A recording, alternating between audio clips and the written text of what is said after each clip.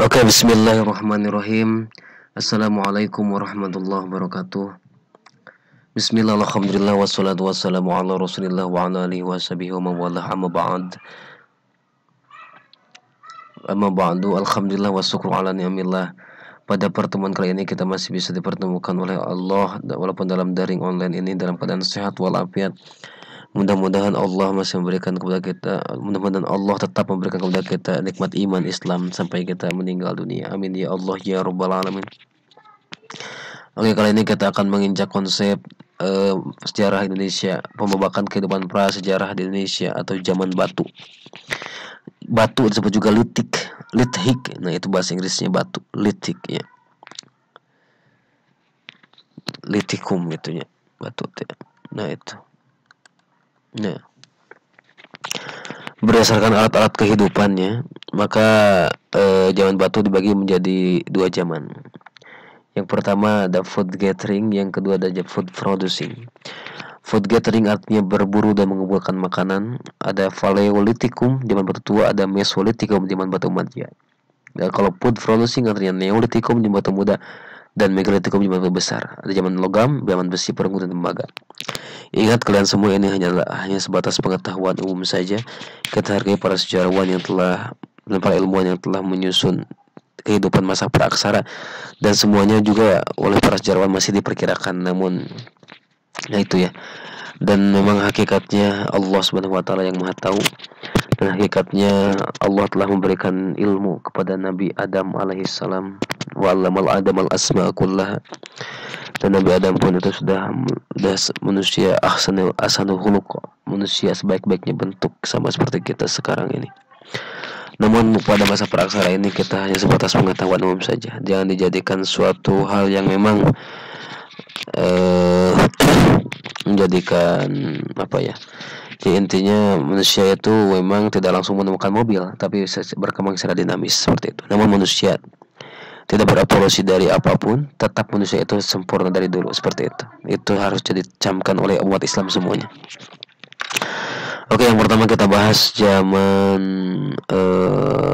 Paleolitikum. Zaman Paleolitikum sekitar 600.000 tahun yang lalu. Ya, wallahu alam. Itu menurut para sejarawan dan para ilmuwan. Bukan menurut Bapak, bukan. Ya. Bapak hanya sekedar menyampaikan, dan karena ini ada juga dalam ulangannya. Ingat, Paleolitikum itu masanya food gathering atau berburu mengolah makanan. Penggunaan alat-alat sederhana, manusia purba berada dalam kelompok kecil disebutnya keluarga batik. Pak, apa itu manusia purba? Nah, itu juga masih diperkirakan dan masih dalam perdebatan. Ya. Yang pastinya tetap kita yakini Nabi Adam AS adalah manusia pertama. Yang kedua adalah nomaden. Nomaden itu masih berpindah-pindah. Ya. Ada food gathering, masih berburu dan mengumpulkan makanan. Ada musuh utama adalah alam yang masih belum bersahabat. Terus teknik pembuatan alat masih monofasil atau satu muka, dan alat-alatnya masih kasar gitu. Nah, jadi ini pada masa batu tua. Zaman batu tua terbagi dalam dua kebudayaan ya. Ada zaman kebudayaan Ngandong Jawa Timur, ada kebudayaan Pacitan di lembah sungai lembah sungai Bengawan Solo dan Ngawi Jawa Timur. Dan didukung oleh Pithecanthropus erectus, jenis makhluk purbanya, yaitu peninggalan yang dihasilkan yaitu kapak genggam. Jadi masih genggam, masih kasar, masih digenggam ya. Ada kapak penetak, ada alat-alat terpibilah, plex. Nah, ini digunakan untuk berburu dan mengumpulkan makanan gitu, untuk menyobek alat-alat dari tulang gitu kan, untuk menyobek berburuan gitu ya, dan untuk membunuh binatang dan umbi-umbian. Yang kedua ada kebudayaan Gandong. Kebudayaan Gandong itu di lembah sungai Bengawan Solo dan Ngawi Jawa Timur. Didukung oleh Homo wajakensis dan Homo soloensis. Di sini contohnya ada kapak genggam, ada alat penusuk, ada mata tumbak, dan alat-alat dari tulang dan tanduk atau bom kalter. Ini rata-rata disebutnya kebudayaan Gandong di Jawa Timur ya.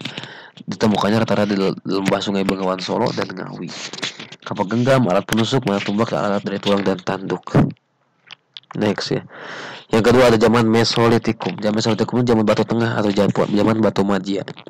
Alat kebudayaan Pacitan dan Ngandong. Zaman ini merupakan lanjutan dari zaman Paleolitikum ya. terjadi akulturasi kebudayaan dari kebudayaan Baksono-Khobin, Indochina, dan juga kebudayaan asli setempat Indonesia. Jadi intinya apa? Ya, intinya akulturasi itu pencampuran dua budaya tanpa menghilangkan budaya aslinya. Itu akulturasi. Ciri-ciri kehidupannya yang pertama nomaden tingkat lanjut atau tepi pantai dan goa. Ada food gathering. Food gathering itu mulai memasak umbi-umbian nih. Jadi masih berburu dan mengumpulkan makanannya. Di sini sudah mulai mengenal astronomi untuk pelayaran.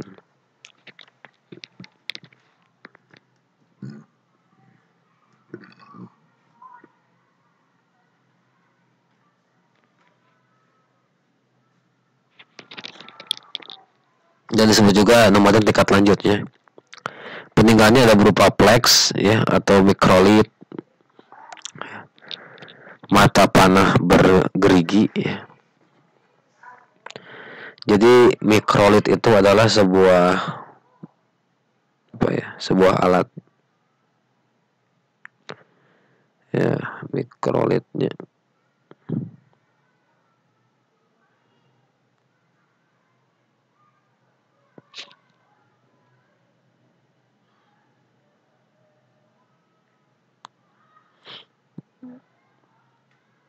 Nah, jadi mikrolit itu adalah sebuah alat ya.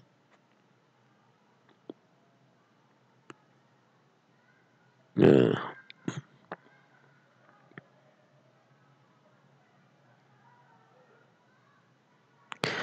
jadi mikrolitnya apa? Batu kecil ya yang telah didesain sehingga dapat dibedakan dari limbah, lokal karya atau kecelakaannya gitu. Jadi itu batu kecilnya.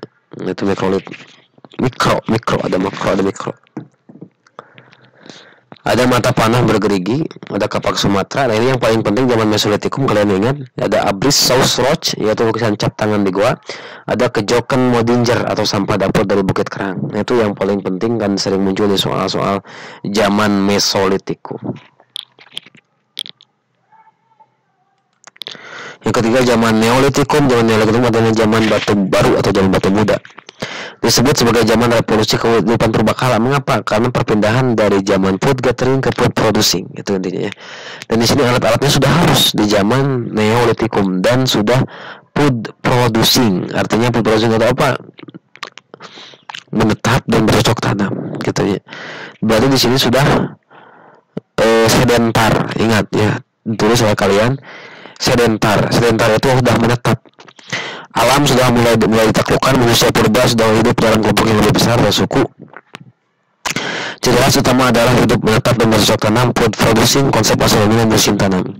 Alat-alat sudah halus, dan artinya ini sudah sedentar, menetap. Alat-alat kehidupan sudah mulai lebih modern, biasa menggunakan teknologi bifasial, teknik bifasial ya.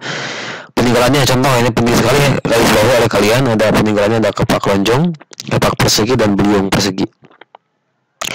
Kehidupan Neolitikum didukung oleh masyarakat Proto Melayu atau Melayu awal, gitu katanya ya.